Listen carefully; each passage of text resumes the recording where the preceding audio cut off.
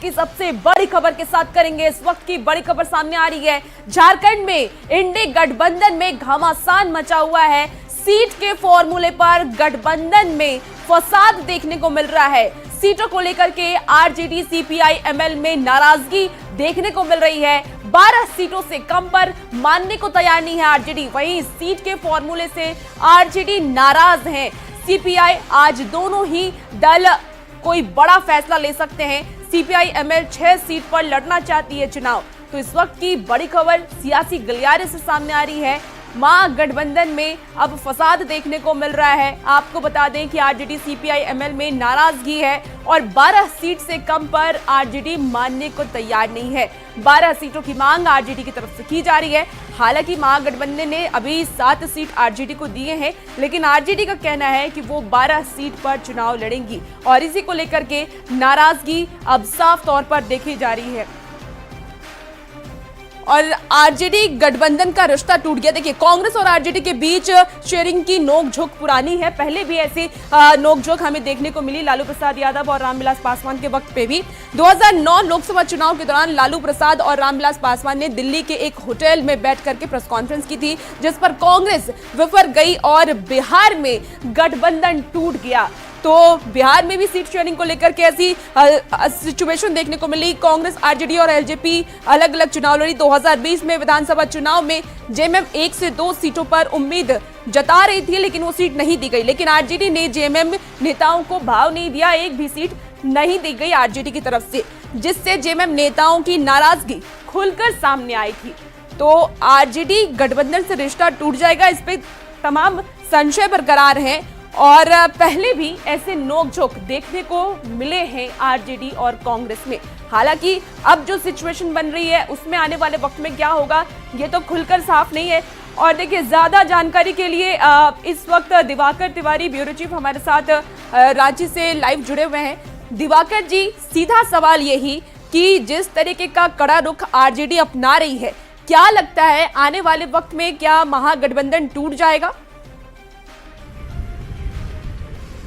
देखिए, आरजेडी ही नहीं, जो लेफ्ट दलों में शामिल सीपीएम है उसकी भी तल्खी सामने आई है। और सुभाषिनी अली जो पोलित ब्यूरो की मेंबर हैं, उन्होंने बहुत ही तल्ख बयान दिया है। उन्होंने कहा है कि कांग्रेस हमेशा से ही अपनी क्षमताओं से ज़्यादा सीटों की डिमांड करती रही है और कांग्रेस को ये समझना चाहिए कि कांग्रेस की ताकत नहीं बची है, बल्कि वो गठबंधन के बूते जीत रही है। यानी कि जो गठबंधन में शामिल दल हैं उनकी ताकत है, उसी ताकत के बूते जो है कांग्रेस को सीटें मिल रही है। तो एक तल्ख भरा बयान आया है और वही तल्खी जो है मनोज झा की कायम है। मनोज झा पिछले 2 दिनों से जो बयानों के जरिए तल्खी जाहिर कर रहे हैं, वो सीधा सीधा साफ ये संदेश दे रहा है कि जो गठबंधन दलों के लिए आरजेडी और माले के लिए जो जेएमएम और कांग्रेस ने सीटें छोड़ी है, उस पर उनको कोई संतोष नहीं है। ये संतोषप्रद जो है उनके लिए समझौता नहीं है। और देखिए कि ये समझौते जो है जाकर बाद में टूट के कारण बनते हैं। वो इतिहास में भी है, जिस तरीके से आपने जिक्र किया कि 2009 के लोकसभा चुनाव में इसी तरीके की तल्खी बढ़ी और फिर उसके बाद जो है कांग्रेस आरजेडी के साथ रिश्ता खत्म हो गया और आरजेडी और कांग्रेस अलग अलग चुनाव लड़े। उसी तरीके से 2019 के चुनाव में देखिए तो किसी तरीके से लास्ट आवर में बात बनी। उस समय तेजस्वी जो है यहीं रांची में होटल में बैठे थे और हेमंत सोरेन जो जेएमएम के नेता हैं और आरपीएन सिंह उस तत्कालीन जो है कांग्रेस प्रभारी थे, दोनों ने मिलकर पीसी कर दी और उनके लिए 7 सीटें छोड़ दी।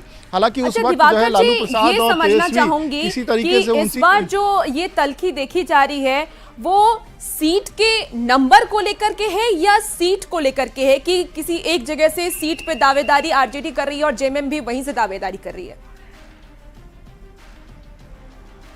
देखिए, सीट के नंबर्स भी हैं और चॉइस ऑफ सीट भी है।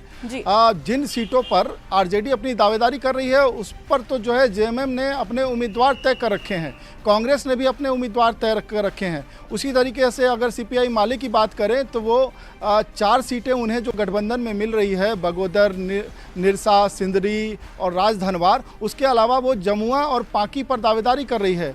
जमुआ पर जेएमएम ने पहले ही बीजेपी से जो बागी तेवर अख्तियार करके आए थे केदार हाजरा, उनकी उम्मीदवारी तय कर रखी है। तो सीटों की संख्या तो फंसी रही है साथ ही जो है चॉइस ऑफ सीट का भी पेच उलझ रहा है। और दोनों ही जो घटक दल हैं उनको लगता है कि उनके साथ जो है सम्मानजनक जो है रवैया नहीं अपनाया जा रहा है। जब ज्वाइंट प्रेस कॉन्फ्रेंस की जा रही थी तो उसमें 2 दल क्यों थे, वहाँ तो जो है 4 दलों की बात थी। आरजेडी के नेता तेजस्वी जो है एक दिन पहले ही शाम को मिलकर आए थे हेमंत सोरेन से, कांग्रेस के प्रभारी गुलाम मोहम्मद मीर से, राहुल गांधी से भी मुलाकात हुई। राहुल गांधी संविधान सम्मेलन में चले गए, लेकिन जो सीटों का पेच उलझा था उसको सुलझाया नहीं और यहाँ से वो निकल गए। दिवाकर जी, इस बीच आपको रोकना चाहूंगी, इस वक्त की एक और बड़ी खबर सामने आ रही है, अपने दर्शकों को बता दें और आपको सुनाते हैं कि आरजेडी के राज्य